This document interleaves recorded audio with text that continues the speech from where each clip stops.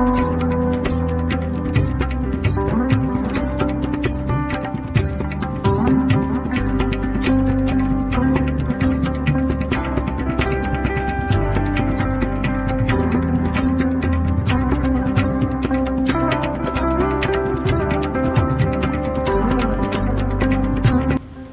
नमो प्रणवार्थाय बुद्धानीकमूर्तये निर्मलाय प्रशांताय दक्षिणामूर्तये नमः।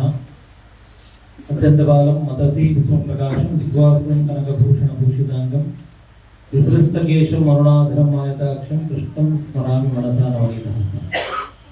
सदाशिवसमारम्भां शंकराचार्यमध्यमाम् अस्मदाचार्यपर्यन्तां वन्दे गुरुपरम्पराम्। ದೇಶಾಂಗಲ ಶ್ರೀ ಶಂಕರನಾರಾಯಣ ಪುಟಿಚಾತ ದೇವಸ್ಥಾನ ಈ ಕಾಸರಗೋಡು ಪ್ರದೇಶದಲ್ಲಿ ಬಹಳಷ್ಟು ಕಾರಣಿಕವನ್ನು ಹೊಂದಿದಂಥ ಒಂದು ದೇವಸ್ಥಾನ. ಕ್ಷೇತ್ರದ ತಂತ್ರಿಗಳಾದಂತಹ ಮಧುವರು, ಕ್ಷೇತ್ರದ ತಂತ್ರಿಗಳಾದಂತಹ ಶಿವಳಿಯತ್ತ ವಿಷ್ಣುವಾಸರ ಅವರ ಮುಖ್ಯಸ್ಥಿತಿಯಲ್ಲಿ ಸಂಬಂಧಪಟ್ಟಂತಹ ದೇವಸ್ಥಾನಗಳು 22 ವರ್ಷಗಳ ನಂತರ ಮತ್ತೆ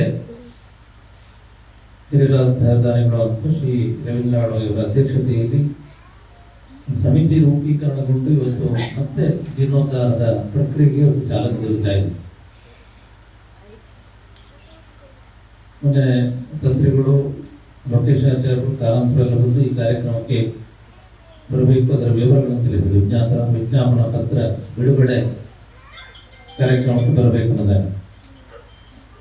ವಿಜ್ಞಾಪನ ಅಂದರೆ ಒಂದು ರೀತಿಯಲ್ಲಿ ನಾವು ದೇವರಲ್ಲಿ ವಿಜ್ಞಾಪನೆ ಮಾಡಿಕೊಳ್ಳೋದು.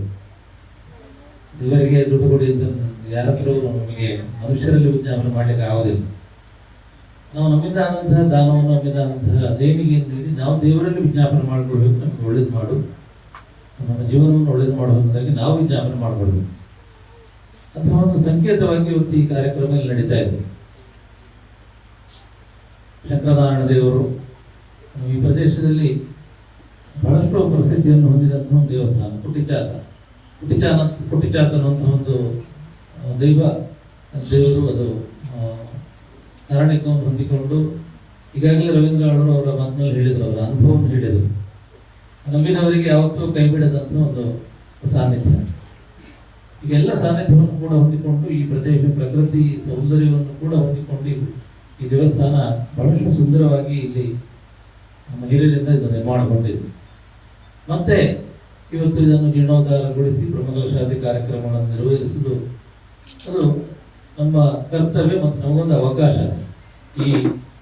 ಈಗಿರುವಂತಹ ಈ ಜನರೇಷನ್, ಈ ಜನಗಳೇನಿದ್ದಾರೆ ಅವರಿಗೊಂದು ಅವಕಾಶ. ಶಂಕರನಾರಾಯಣ ಅನ್ನುವಂಥ ದೇವರು, ಎಲ್ಲ ದೇವರು ಕೂಡ ಒಂದೊಂದು ಸಂದೇಶವನ್ನು ನೀಡ್ತಾರೆ. ಶಂಕರನಾರಾಯಣ ಅನ್ನುವಂಥ ದೇವರು ನಮಗೆ ಅಭೇದ ಕಲ್ಪನೆಯನ್ನು ತೋರಿಸುವಂಥ ಒಂದು ದೇವರು. ಒಂದು ರೀತಿಯಲ್ಲಿ ನಮ್ಮೊಳಗೆ ಬೇರೆ ಬೇರೆ ರೀತಿಯ ಭೇದಗಳಿರ್ತದೆ, ಬಡವ ಬಲ್ಲಿದ ಅಥವಾ ಜಾತಿಯ ಭೇದಗಳು, ಬೇರೆ ಬೇರೆ ರೀತಿಯ ಭೇದಗಳಿರ್ತದೆ. ಆ ಭೇದಗಳು ಕೂಡ ಇರಬಾರದು, ನಾವೆಲ್ಲ ಒಂದೇ ಅನ್ನುವಂಥ ಒಂದು ಸಂಕೇತವನ್ನು, ಸಂದೇಶವನ್ನು ಕೂಡ ಈ ಸಾನ್ನಿಧ್ಯ ದೇವರು ನೀಡ್ತಾರೆ. ಆ ರೀತಿಯಲ್ಲಿ ಅಭೇದ ಕಲ್ಪನೆಯನ್ನು ನಮಗೆ ತೋರಿಸಿದಂಥ ಒಂದು ಸಾನ್ನಿಧ್ಯ ದೇವರು. ಅದು ಹೊಂದಿಕೊಂಡು ಇವತ್ತು ಈ ದೇವಸ್ಥಾನ ಜೀರ್ಣೋದ್ಧಾರ ನಡೀತಾ ಇದೆ. ರವೀಂದ್ರನಾಳ್ ಅವರು ಹೇಳಿದರು ಇದರ ಬಗ್ಗೆ. ಇದರ ನಮಗೆ ಅವರನ್ನೇ ಒಂದು ಉದಾಹರಣೆ ಯಾಕೆ ಹೇಳ್ಬೋದು. ಇವತ್ತು 30 ಲಕ್ಷ ಇದರ ಕಾರ್ಯಗಳಿಗೆ ಅವರ ದೇಣಿಗೆಯನ್ನು ಅವರು ಘೋಷಿಸಿದರು. ಅದೆಷ್ಟು ಒಂದು ರೀತಿಯಲ್ಲಿ ಎಷ್ಟು ವಿನೀತವಾಗಿ ಆ ವಿಷಯಗಳನ್ನು ಅವರು ಹೇಳಿಕೊಳ್ತಾರೆ. ಮಧುರ ದೇವಸ್ಥಾನದ ಜೀರ್ಣೋದ್ಧಾರದಲ್ಲಿ ಕೂಡ ಅವರ ಕೊಡುಗೆ ದೊಡ್ಡದು. ಯಾವುದೇ ಪ್ರಚಾರವನ್ನು ವಹಿಸಿದವರು, ನನಗೆ ಕೂಡ ಅವರು ಅಷ್ಟು ಕೊಡುಗೆ ನೀಡಿದ್ದಾರೆ ಅಂತ ಗೊತ್ತಾದ ಆಮೇಲೆ. ಅದಕ್ಕೆ ಕಾರಣ ಏನಂದ್ರೆ, ಅಷ್ಟು ದಾನ ನೀಡಿದ್ರು ಕೂಡ ಯಾವುದೇ ಪ್ರಚಾರವನ್ನು ಅವರು ವಹಿಸಿಕೊಡುವುದಿಲ್ಲ. ಮುಖ್ಯವಾಗಿ ದೇವಸ್ಥಾನಗಳಲ್ಲಿ ನಡಿಬೇಕಾದ್ರೂ ಕೂಡ ಅದೇ, ನಾವೇನು ದುಡ್ಡು ಕೊಡ್ತೇವೆ ಅಥವಾ ನಾವೇನು ದೇಣಿಗೆಯನ್ನು ಕೊಡ್ತೇವೆ, ನಾವು ಯಾವುದೇ ಪ್ರಚಾರವನ್ನು ಅಥವಾ ಇನ್ನಿತರ ಯಾವುದೇ ಪ್ರತಿಷ್ಠೆಯನ್ನು ದೇವಸ್ಥಾನದಲ್ಲಿ ನಾವು ಬಯಸಬಾರದು. ಕೊಡುವಂಥದ್ದು ನಮ್ಮ ಒಂದು ಧರ್ಮ, ಅದಕ್ಕೆ ಬೇಕಾದಂತಹ ಪ್ರತಿಫಲವನ್ನು ದೇವರು ನೀಡ್ತಾರೆ ಅನ್ನೋದು ನಮ್ಮ ನಂಬಿಕೆ. ಆ ಕಾರಣದಿಂದ ಇವತ್ತು ಎಲ್ಲ ನಮ್ಮ ದೇವಸ್ಥಾನಗಳು ಕೂಡ, ನಾವು ಕೊರೋನಾದ ನಂತರದಿಂದ, ಕೊರೋನಾ ಕಾಲಘಟ್ಟ ನಾವು ಹೇಳ್ತೇವೆ, ಅದರ ನಂತರದ ದಿನಗಳಲ್ಲಿ ಬಹಳಷ್ಟು ಜನರು ಕೂಡ ಆರ್ಥಿಕವಾಗಿ ತೊಂದರೆಗೊಳಗೆ ಆಗಿದ್ದಾರೆ. ಆದರೆ ಅದಕ್ಕೆ ವಿಪರೀತವಾಗಿ ನಮ್ಮ ಎಲ್ಲ ದೇವಸ್ಥಾನಗಳು ಕೂಡ ಬಹಳ ಸುಂದರವಾಗಿ ನಿರ್ಮಾಣಗೊಂಡು ಬಹಳ ವಿಜೃಂಭಣೆಯಿಂದ ಬ್ರಹ್ಮಕಲಶಾದಿ ಕಾರ್ಯಕ್ರಮಗಳು ನೆರವೇರಿದೆ. ಯಾರ ಹತ್ರ ಕೂಡ ದುಡ್ಡಿಲ್ಲ ಅಂತ ಹೇಳಿದ್ರು ಕೂಡ ಬಹಳ ದೊಡ್ಡ ಮಟ್ಟದಲ್ಲಿ ಎಲ್ಲ ದೇವಸ್ಥಾನಗಳು ಕೂಡ ಇವತ್ತು ನಡೆದಿದೆ ಮತ್ತು ಇವತ್ತು ಕೂಡ ನಡೀತಾ ಇದೆ. ಇದಕ್ಕೆ ಮುಖ್ಯ ಕಾರಣ ಅಂದರೆ ನಮ್ಮ ಹಿಂದೂ ಸಮಾಜದಲ್ಲಿರುವಂಥದ್ದು ಒಂದು ಪದ್ಧತಿ. ನಾವು ನಮ್ಮ ಮನೆಯಲ್ಲಿ ಎಷ್ಟೇ ಕಷ್ಟದಲ್ಲಿರಲಿ, ಯಾವುದೇ ರೀತಿಯ ತೊಂದರೆ ಇರಲಿ, ನಮ್ಮ ಊರಿನ ದೇವಸ್ಥಾನಗಳು, ನಮ್ಮ ಊರಿನ ಧಾರ್ಮಿಕ ಕೇಂದ್ರಗಳು ಅದು ಸುಸ್ಥಿತಿಯಲ್ಲಿ ಇಲ್ಲದಾಗ ಜೀರ್ಣೋದ್ಧಾರಗೊಳ್ತದೆ ಅನ್ನುವಾಗ ನಾವೆಲ್ಲ ಬಹುಶಃ ಒಂದು ಹೊತ್ತಿನ ಊಟವನ್ನಾದರೂ ನಾವು ಬದಿಗಿಟ್ಟು ನಾವು ಆ ಮೊತ್ತವನ್ನು ನಾವು ಆ ದೇವಸ್ಥಾನದ ಅಭಿವೃದ್ಧಿಗೆ ನಾವು ನೀಡ್ತೇವೆ.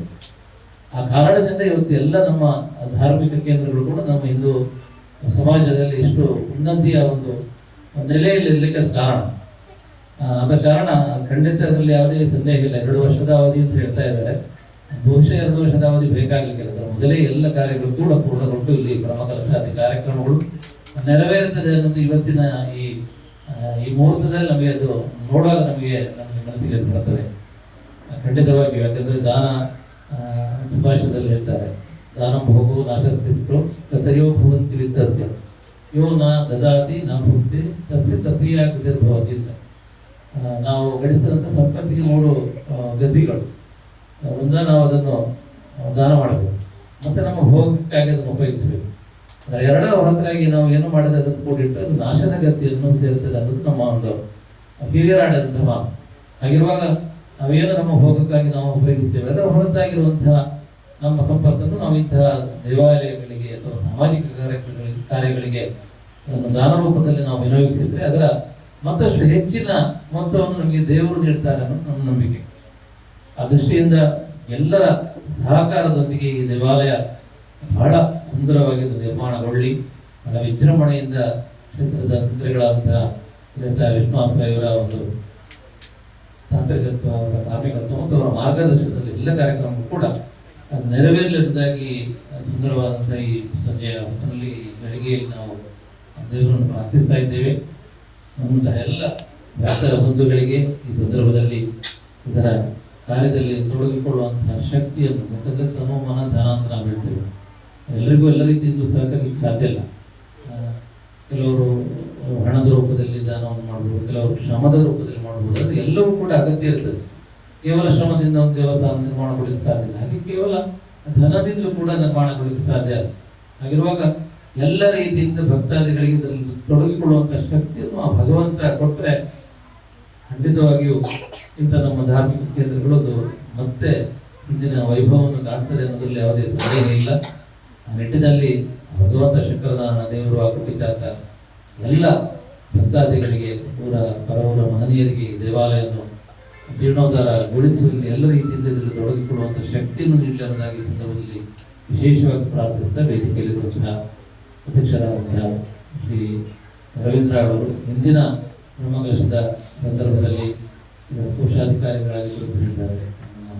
ಕೊಳ್ಳು, ಯಾಕಂದರೆ ಅವರನ್ನು ಕೂಡ ಇವತ್ತು ನೆನಪಲ್ಲಿ ಈ ವೇದಿಕೆಗೆ ಕೂತ್ಕೊಳ್ತಿದ್ದಾರೆ. ಅವರು ಮುಖ್ಯವಾಗಿ ಇದರೆಲ್ಲ ಮಾರ್ಗದರ್ಶನವನ್ನು ನೀಡುತ್ತಾ ಬಂದು ಇದರ ತಾಂತ್ರಿಕತ್ವವನ್ನು ಕೂಡ ವಹಿಸಿಕೊಂಡು ಬರುವಂತಹ ನಮ್ಮ ಮಠದ ಶಿಷ್ಯರು, ಆತ್ಮೀಯರಾದಂತಹ ಶ್ರೀ ಉಡೇತ ಶ್ರೀನಿವಾಸ ಹಾಗೂ ವೇದಿಕೆಯಲ್ಲಿರುವ ಎಲ್ಲ ಗಣ್ಯ ಅತಿಥಿಗಳು, ಬಂದಂತಹ ಸದ್ಭಕ್ತರು ಎಲ್ಲರಿಗೂ ನಮ್ಮ ಆರಾಧ್ಯ ಮೂರ್ತಿಗಳಾದಂತಹ ಶ್ರೀ ಕೃಷ್ಣ ಮತ್ತು ಗೋಪಾಲ ಸ್ವಾಮಿ ಸ್ಥಳದಲ್ಲಿ ನೆಲೆಯಾದಂತಹ ಸಾನ್ನಿಧ್ಯ ದೇವರು ಆರೋಗ್ಯ ಭಾಗ್ಯಗಳನ್ನು ನೀಡಿ ಹರಸಲಿ ಅನ್ನೋದಾಗಿ ಸಂದರ್ಭದಲ್ಲಿ ವಿಶೇಷವಾದಂಥ ಪ್ರಾರ್ಥನೆಯನ್ನು ಸಲ್ಲಿಸ್ತಾ ಮಾತಿನಿಂದ ವಿರಮಿಸ್ತಾ ಇದ್ದೇನೆ. ಸರ್ವೇ ಜನಾಃ ಸುಖಿನೋ ಭವಂತು. ಓಂ ಶಾಂತಿ ಶಾಂತಿ ಶಾಂತಿ.